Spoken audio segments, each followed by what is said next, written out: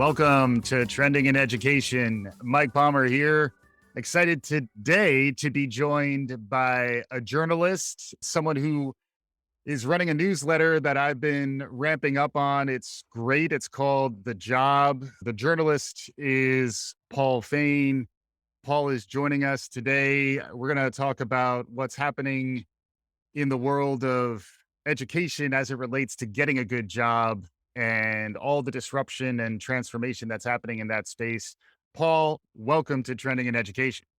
Thanks, Mike. Good to be here. Good to see you. Yeah, it's fantastic to have you. You have an interesting background. I was doing a lot of reading as prep because you've done a lot of writing over your career. For those of you who might want to track Paul down, it's Paul Fain, Paulfain. He's at Paul Fain on Twitter. The newsletter is The Job, and now Work Shift is also coming out. They're all through Open Campus. And if you want to find those articles, they'll all be on the show page.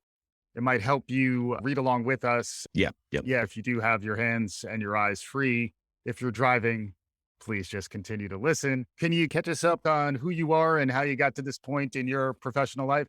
Yeah, I started covering higher ed 17 years ago, or maybe 18 at the Chronicle of Higher Education, covering kind of the business and management side of things. And then I went over to Inside Higher Ed and spent 10 years there, mostly writing about lower income students. Eventually, I became an editor and covered policy, emerging models of education, and then, of course, the pandemic. And then from that point, you've recently ventured out into something new, something different, something I can certainly empathize with. A lot of people are thinking differently about their careers, something you even are writing about. But can you catch us up on the most recent chapter in terms of your professional life? Yeah, I'll give you the Cliffs Notes. At Inside Higher Ed, I was really focused not necessarily on the silos of higher ed. The beats we used to do in higher ed journalism were very siloed. You covered community colleges or public universities or state policy. I was organized around low income students, underserved student populations, which, as we know, it's a big group, residential students being just 1 in 5. And over time, got more and more into interesting ways to try to serve these students, models that would be worth watching, competency-based education, short-term credentials, et cetera. And if you're doing that, you're increasingly interested in the value they have in the job market. I covered the gainful employment fights with the for-profit sector, that concept of an accountability, a regulation. But really, more than anything, as you know, the reform movement in higher ed during most of my time there was around completion. Yep. We're getting more students access to higher education over the decades. We got to get more of them through. And it's hard to believe this now, but when I first started, you would get community college presidents who would visit and say, it's not really our job. These are adults. We don't know why they come to college. Look to your left, look to your right, all that stuff we remember. You don't hear that anymore. Higher ed definitely, I think, has accepted, maybe not as well as it could at times, but its responsibility to help folks get to graduation. I think the connections with the workforce have some similar threads there. Yeah. Higher ed doesn't control the economy, but I think it's increasingly tough to say what happens to students after they leave us isn't our responsibility, particularly, frankly, as more data emerged about the problem, particularly as you disaggregate it by race and gender. This led to you now putting out your own shingle to a certain extent, where rather than being an editor within, Inside Higher Ed, you're now captain of your content ship. Where are you headed? Yeah, I mean, at Inside Higher Ed, we all felt that we could do more coverage around connections with work. It's tough to do, though. As we still live in a very siloed environment. I don't know that much about K-12 education. And obviously the interaction between higher ed and K-12 is very important. I think as a society, we tolerated these gaps more between K-12 and college and jobs than we should now that we've seen how bad some of those gaps are. And the pandemic making those more clear. So, Yeah. I decided when I left IHE, still love those guys, wrote a report for them last year, that it would be worth trying to cover that space in between. And Yeah. I'm obviously a higher ed journalist, so that's my focus, but really trying to get a better sense of what employers want, need, what they're doing versus what they're saying. And then, of course, some of the intermediaries who can help bridge that gap. But writing about it, I'm pretty agnostic about higher ed. There are times where I write about job training providers that work with employers where there is no college credit involved, Right. which we wouldn't have done at IHE. And it's a tricky world, though, because you're in between so many things. Right. And that's tricky from an audience standpoint, but also from just covering the issues. I'm frankly still learning how to work with some of these big companies that have just such different giant PR operations and needs. So the newsletter is affiliated with Open Campus. You can find it on their website. It's called The Job. And then interest was high, which is good because there's a lot going on in these beats, as we'll discuss. So we added a new publication called Work Shift, a weekly publication. So I could tap some local reporting, both through the Open Campus network and with some veteran freelancers and editors to add some human and regional reporting, which I think we really need. I think Yeah. I'm in the Beltway, but ideally, I think these issues are so complex and so different in different parts of the country that you really need some understanding of what's happening locally. Yeah, that makes sense. Can you give us a sense of the state of play? What's the space that you're typically reporting on? The idea really is to show where there are emerging pathways primarily for underserved student populations, lower income, Black, Latino women, folks who tend to struggle in the job market. Where are there some pathways to well paying jobs that are worth watching Right. and that Right. aren't the typical? And to be blunt, a lot of what I've written about in the past, we're talking small numbers, a lot of effort to open up work and learn experiences for students who might be able to get a job on the back end. And it's, a few dozen students here and there. Yeah. And I worry about that. What's a scalable solution? That said, I'm seeing more bigger, ambitious efforts. And Right. typically that's being driven by big companies, particularly in tech, to some extent, manufacturing, healthcare as well, who are desperate to hire and retain talent and to diversify their workforces. And I think to the extent that things really do seem to be changing, and I'm an iterative change person, things aren't going to, the college degree is not going to go away, nor Right. should it. Right. And I think the changes are going to be a few percentage points here and there. But when you're talking about a country as big as this, a few percentage points is a lot. And Right. I have not seen change like this in my career. Right. Right. And we're going to get to a big company, a big tech company with warehouses and also arguably healthcare if Jeff Bezos gets his way. But you had an interesting article just out. The newsletter that just came out was talking about what Amazon's doing around its AWS program, which we talked about here when it first came out. But you've done some really interesting reporting and assimilation. There's great resources there for folks who want to go deeper. We'll talk about that in a second. Before we get to that, I wanted to make sure folks had a sense of some of the players that were in this space. So, in a previous newsletter, you were talking about a handful of the companies that were emerging with models that would help with those pathways. The three that jumped out at me were Forage, Ripen, and Podium. Can you maybe give us a sense of what those models look like? To back into the answer quickly there, I think the models that seem to work best involve a wide range of stakeholders. No surprise there. And frankly, something we haven't done that well in this country. There's not a lot of coordination across sectors as much as there should be, despite us talking about it for decades. Mm.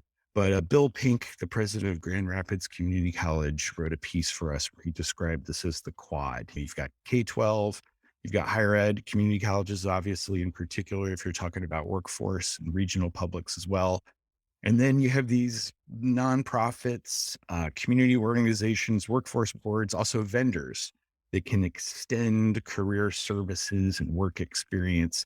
And of course, employers. And so you're asking about that third amorphous intermediary space, which is a really interesting one. And one I think the readers of my newsletter really need help on. There's which ones should we be paying attention to? Mhm. Ripen is out of Canada, really fascinating, basically short a work experience platform that makes it easy for faculty members to take the lead to incorporate it into a curriculum so that students also get college credit experience for their work experience.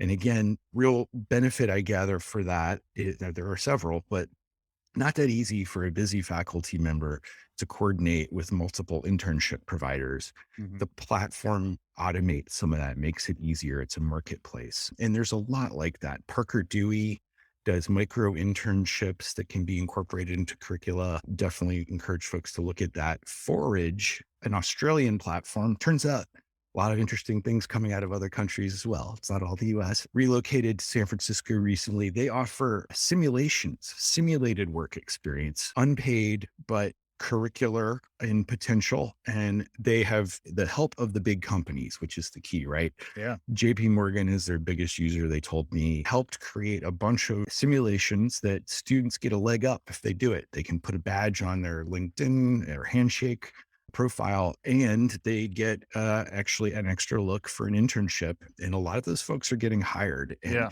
the numbers, I couldn't believe. Forage was telling me a couple million students did this last year, Yeah. and they're one of several. So the hunger is there. And again, it's I think driven a lot by the employers saying, hey, we need help. We're not getting the students we need. We can't identify the ones that have the skills. And I think a lot of this breaks down into our kind of stupid way in this country of talking about everything in a binary. Is this the degree or is this work? Like Right. most of the best ones do a little bit of both. The challenge there, though, is who are the students who get these experiences? We don't want to replicate privilege in these emerging models, too. Right. Just on that point, another data point that you were sharing, and I think it's a clearinghouse report recently on what college majors are being selected, how the pandemic has impacted that. And there was really interesting reporting on the correlation between the majors that were being selected, cutting by race, where students of color were choosing majors that would lead them into the helping professions, whether it's education or social work or other forms of healthcare, social services, which then wouldn't necessarily pay as much down the road. Can you expand on that? Yeah. And it's such a difficult, challenging problem. And if anybody tells you there are easy answers here, be skeptical. Within college majors, we all know in the aggregate, some pay off better in the job market than others. Even that is a hard, you have to Yeah. caveat that. Like Mhm. a lot of humanities majors don't earn a lot right after college because they're in grad school or and then 10 years, they're doing great. And their screenplays tend to be better too. Yeah, that's right. Yeah. Yeah. Here we are, two communicators doing all right for gainfully employed. So we've talked about that a lot. There's those pay scale studies about majors. Frankly, one of our biggest problems in this country is we just don't have good data and it's getting better, which is Mhm. part of what's driving this. Within majors, within institution types and regions, you also see variation, and that's often by race and gender. So, one of the most upsetting examples we've seen lately was that the UT system, University of Texas, has great workforce data. So easy to study them more than any other. Within certain majors, you actually see a variation on how much folks earn. Latino women graduates tend to earn less over time, even within professions. And you also see degree holders, Latino men, after 10 years are earning less than white high school only. So it's very messy. Yeah. But I think the idea being if you have a better understanding of what pays off, then you can, like the UT system just told us this week, they're going to start adding micro credentials Mhm. to some of these majors. So let's say you're a psychology major. If you have a data science badge or micro credential, you're technology adjacent in so many jobs. Just that little bit Mhm. can give you a leg up. And there's actually data showing you earn more Mhm. with some of that. But yeah, I think we don't want to, as we move to a more kind of data informed, workforce informed higher ed system, we don't want to eliminate social workers Right. or some of the people Yeah. who are some of these lower paying jobs are so valuable. And as you say, they tend to attract more women and more people of color. And that's a societal problem that higher ed is part of Right. and has to be part of the solution. Yeah, it's interesting. If we could, we would just pay social workers and teachers more and reinforce the good behavior, the good motivation that comes behind getting into the helping professions. But yeah, that's why honestly I was grappling a little bit with your newsletters. I think in a good way. Like I was trying to assimilate a lot of information, and it was very clear that a lot of hard work was going into pulling this stuff together. That you mentioned before, filling gaps or bridging in spaces that are in between. As a society, we tend to focus on the clearer spaces that we understand and that we've been reporting on for years. Another dimension of this is the enterprise itself and how much they are relying on higher education and other more formal post-secondary education pathways versus saying, we're Amazon, we're big enough to be able to develop this ourselves. And then there are other opportunities and business models aside from just the retention benefit of building in our AWS Academy into our longer term strategy. This is hot off the virtual presses, Paul. This week's newsletter, you just reported on Amazon and what Amazon's been doing and how that's playing out. Can you catch us up a little bit on the AWS Academy and then what your more recent newsletter was about? Yeah, good question. And I think gets at a lot of what we talked about. AWS is an enormous subsidiary of an even more enormous company, Amazon. I remember 5 years ago, I did a background call with folks from AWS, and I actually had to cut it short because every question led to just an enormous tangent of, so how many community college partners do you have? Like several hundred. And we have college partners in 50 countries or whatever. It's like trying to interview the federal government. And I actually think that's a challenge in understanding what some of these players are doing. They're so big, like LinkedIn, like good luck understanding what LinkedIn is doing right now. It's like Brad Smith did a piece about it, a blog entry, and it was like a couple thousand words. So it's not just me. You can't summarize things quickly. So AWS, as most people know, is basically the biggest player in cloud, which is the infrastructure of the internet. And something insane. I had to double check this. Like 90+% of IT professionals hold one of the AWS certifications. Yeah. So there is value in the workforce beyond working for AWS. This is a whole cloud computing Yeah. world. And generally, there are quite a few jobs that are high-end computer science jobs going to Carnegie Mellon grads. That's a different world. Yeah. It's just folks who understand things. I tried to get a granular example so I could understand this. If you're working at all with personal records, say in healthcare, it's in the cloud, it has to be secure. So you need cloud folks who know how to protect that. So there's elements of cybersecurity, lots of things like that. Yeah. And AWS will tell you this is not just altruism. There aren't enough folks who have the basic skills for them to hire and for their customers, more importantly, their supply chain.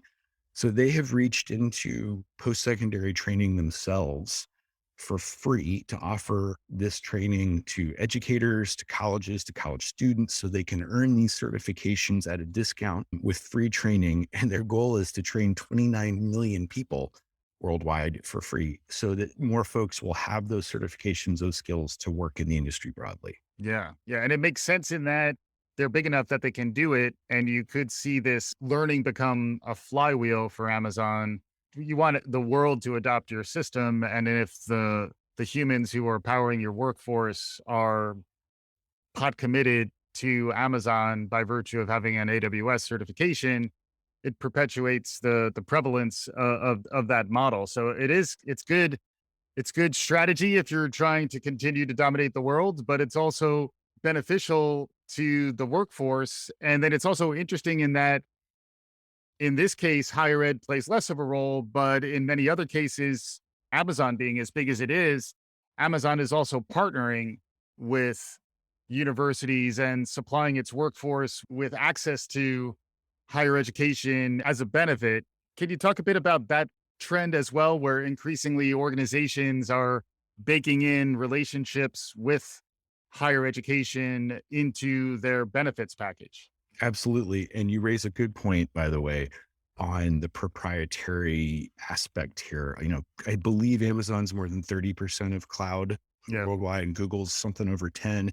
But yeah, and they obviously do want their systems to be used and understood. But I do think also, I'm convinced Yeah. that they struggle with hiring across their customer chain as well. Then to develop folks in their warehouse. Another big part of the Amazon story that we were talking about when it first came out was what's the pathway if you're in the warehouse for a while? And then even if you're actually going to wind up leaving, outskilling is another trend. Like if Amazon is, if you won't be able to be employed in the warehouse for the entirety of your career, you're either going to need to be promoted within the organization or you're going to exit. And if you could exit with the tech credential that will give you better long-term economic outcomes, in some ways they're in the similar boat to where higher ed is, where when these employees leave, can they have something of value down the road?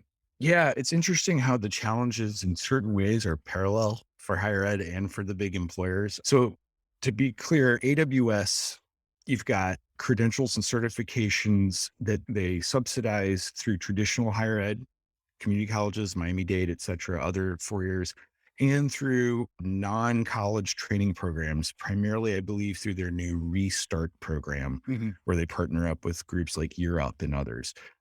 Amazon Central, the biggie, they, like many big companies that have retail and tech components, Walmart, Target, et cetera, are struggling to hire and retain workers to sweeten the deal on both ends as a hiring benefit and as a retention benefit, are offering tuition, free college, let's call it free college tuition. And Amazon is new to this, and they're going to announce their university and college partners at some point to work with them on that program. But my understanding is this is aimed at 750,000 of their frontline workers, right? Mhm. A lot of those folks they want to keep, they want to identify as promotion material, and the extra training and the college degree, college credentials can help there.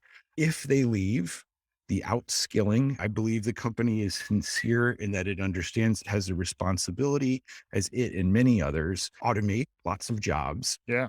but those folks need some skills that are transferable. A college degree is one thing. You're providing like the Starbucks, Arizona State model Right. of a degree completion program. How many people can take advantage of that? Not as many as we thought. We could talk about that for a couple hours. I think the big thing that could happen is more customized credentials for a big employer. And I don't actually know what Amazon is doing, but we'll all find out if they actually can offer micro credentials that stack up to a degree, Mhm. that have both skills that are valuable within their employment empire, where you can get advanced if you have a credential, but ideally that you could go somewhere else, another employer. And I think and it's just like higher ed, right? We still have this terrible transfer credit problem Right. where colleges don't honor credit from other places. People accumulate huge numbers, waste time and money, don't get to graduation. If they don't, they're not holding something of value. I think as employers get more in this game, it's going to be important, as Shale and Giotishi told me from New America, that they give you something transferable and portable as well. Yeah.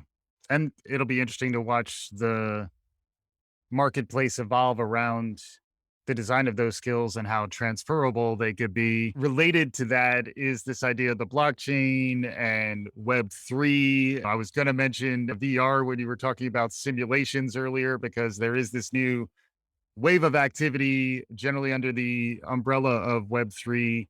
It's getting a lot of marketing buzz. The Consumer Electronics Show just happened. It's very buzzy. It's very much the future is coming. Are you ready for these new economy skills that are emerging? Any thoughts on the latest generation? Will our learning record stores be all on the blockchain in 10 years? And do we need to be getting certified? It's a very important question. And boy, I wish I had some easy answers. I told you early on, I was covering competency based education. I guess early on in this iteration, I think goes back decades. But the big challenge there is moving away from the traditional blocks, units of learning, that the 3 credit for a course, actually breaking it into individual skills and competencies, hasn't really happened at scale. Western Governors University, one of the two largest in the country, would disagree. It's competency based, but beyond them, there's not a ton. There's a lot, but it hasn't replaced the credit hour. We as a country haven't figured out what to do with that question. It's a similar question for breaking discrete skills that you learn on the job, the Tower of Babel, right? Who is determining what a skill is and what counts as a skill? Yeah. I think there's this idea, and I'm grossly simplifying, that learner and employment records would be basically owned and controlled by individual learners with blockchain technology underpinning it, where you could show what you can do in a way that builds in a more granular basis as you move through a life of learning. Yeah. You think about it, it clicked for me once many years ago. A company that has since moved on had crowdsourced skills tests. Mm. And as a journalist, I was like, I'll try one. I'll try one on AP style. And I did really well. I got like a 90 something percentile, and you can get a little badge that you could put on LinkedIn. And as a hirer myself, Hmm. instead of giving someone a writing test when you were trying to hire a journalist, I could see the appeal of a Yeah. badge that actually meant something. And I think that's where I believe someday we'll get there. There's going to be a lot of resistance. And I don't know how long it'll take and who will own the market, whether that's a coalition, whether it's government overseen. I don't think most people want that. Right. But right now it's pretty messy. There's a lot happening though. And then the skills are emerging so fast. I remember Bill Taylor said, "Are you learning as fast as the world is changing?" That was a quote that has stuck with me for many years now. Even the emerging competencies, whether it's AWS or cybersecurity now, they're only as far ahead as they can be because they can't keep up with the change themselves. If you look at the way blockchain is transforming the way people think about technology and the way we're thinking about virtual reality, artificial intelligence, there is a new wave of technology that is coming through, which will bring with it the automation that you're talking about. How quickly can the different components of this ecosystem respond to these massive disruptions in skills and competencies that are necessary? Yeah, great question. Just like the stackability challenge, if you don't have this, if it isn't current or valuable, it's worthless. And I think about like, had I gotten a micro credential in Netscape back in the early, like nobody wants that. Companies go out of business. Colleges don't go out of business as much as companies do. But from what I gather, if you really need the companies involved, somebody who can explain the changing skills and updating them a lot. And then you also need some sort of underpinning again that goes beyond proprietary concerns that can articulate these skills, whether you're working in a Google platform or an Amazon platform. And again, while I think it's early days, there are a lot of smart people working on this. The Open Skills Network, American Council on Education, there's a lot of things happening. And, this idea of Ryan Craig, one of your Yeah. previous guests calls Yeah. the kind of competency marketplace where employers, students, colleges, everybody can come together in a LinkedIn like environment where you can see what skills are needed for a job and Mhm. how to get there. I Yeah. think that's what everybody's chasing. Yeah. And a lot of interesting companies and entrepreneurs and folks who are excited about the future of education and understand the transformation that's been happening due to the pandemic. I've heard it referred to as liquefying the status quo, where things that were rigid and immovable suddenly had a little bit of give. I like that thinking because it also makes me wonder whether we're gonna solidify again and be stuck in a more new normal, or if you have different understandings of how the future may play out. This is where we look into our crystal ball phase of the conversation, Paul. On the horizon, maybe looking a little bit further out, do you see any larger trends that are worth paying attention to? Or do you feel free to make a prediction? Because then when I have you back on the show, I can ask you about it. What trends are capturing your imagination these days? Yeah, generally avoid predictions in my past, but given all the change happening right now, I do think journalists can add a little bit in terms of at least identifying what to watch. And something we haven't really talked at all about is the enrollment collapse of Yeah. higher ed writ large. It's bad. It's really bad. It's getting attention now, but I feel like it didn't get as much as it should. You're talking about 15% of community college students, thereabouts, vanishing during the pandemic. And in fact, it's another place where the level of detail that you went into here was just looking at the average without, Southern New Hampshire and Western governors, the numbers shift in really fundamental ways. So there is some good due diligence around data and good quantitative sensibility that goes into the reporting here. That I thought was really important as well. I appreciate that. Yeah, no, there's no easy answers. Each sector, you can't generalize about higher education. You can do it. Everybody does. Is a college degree worth it or not? It's a dumb question. Which degree, where, how, for who? But on the whole, higher ed has a very big enrollment problem and it was already facing a demographic cliff. So it's going to be bumpy. And then I think that you combine that with this great resignation, the numbers are unbelievable. This is a labor market that nobody has seen before. And some of it's exciting, depending on your perspective. You've got Yeah. they're not coming back. Wages are going up. And there's this really interesting power dynamics, but this clearly overlaps these two challenges. And then, you can't understate this or overstate it, excuse me, the racial reckoning that has occurred the last couple of years, the new data showing just how bad the deck is stacked against lower income folks and people of color Mhm. and the companies, as we've talked about, increasing desperation in lots of industries, to me, I think has accelerated the timeline for change. That's the smart money out there, right? If Yeah. you were looking 10 years out to do more hybrid education as a college, you're already doing it. And it's 2 or 3 years. And I think we're going to see, I don't know how big it's going to get. Some people say this will be a bigger change for education and work than anything since the GI Bill and the post-war time. It's probably about that, Right. honestly. Right now it's unclear where it's going to be, but I think particularly for folks who are sub-degree already, that's where the action's going to be: certificates, 2-year degrees, and non-traditional provider credentials, Yeah. often from employers. Yeah, and to your point, the labor market is such that the opportunity cost of entering into college full time at the expense of taking that pretty good job, maybe on a management track in a service industry, which is taking off. The need is definitely going to be there for humans.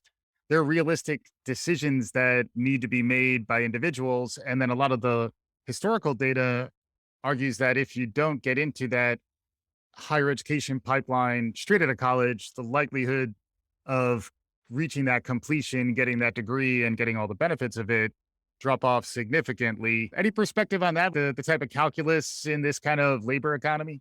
Absolutely. Yeah. That's the big problem with stackability, that once people get a job, they're already busy. It's hard to come back to higher ed. Frankly, the questions of credentialism, requiring credentials that are a barrier to the middle class for lower income folks, that's a huge one.